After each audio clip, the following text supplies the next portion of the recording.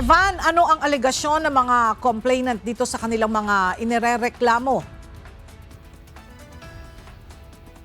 Ella, may papel umano si Senate President Alan Peter Cayetano, suspended Senate Sergeant-at-Arms Mau Aplasca, at si Senator Robin Hood Padilla sa pagpapatakas kay Senator Bato de la Rosa mula sa Senate premises para hindi masilbihan ng warrant of arrest. Kaya naman reklamong obstruction of justice ang hinaharap ng mga ito ngayon sa Office of the Ombudsman kasunod ng mga nangyaring gulo sa Senado. Ayon kay Kiko Aquino D., convener ng Tindig Pilipinas, partikular na naging partisipasyon ng mga ito ay ang paglalagay kay Senator De La Rosa sa protective custody ng Senado.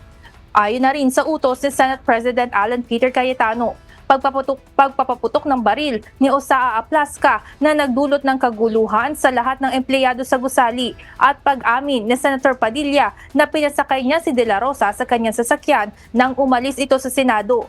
Bagay na itinuturing na naging dahilan kaya naging pugante sa batas ang mambabatas.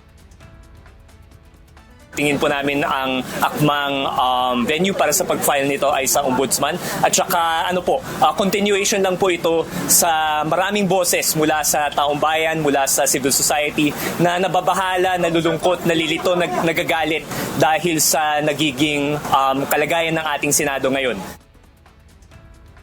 Anya, nawawala na ang kumpiyansa ng taong bayan sa Senado dahil sa mga nangyayaring gulo dito. Kaya naman nananawagan sila sa Ombudsman na magsagawa ng impartial investigation upang matiyak na mapapanagot ang mga accountable sa batas. Balido rin anya ang warrant of arrest na inilabas ng International Criminal Court para sa Crimes Against Humanity case ni Senator De La Rosa na dapat kinikilala ng Pilipinas.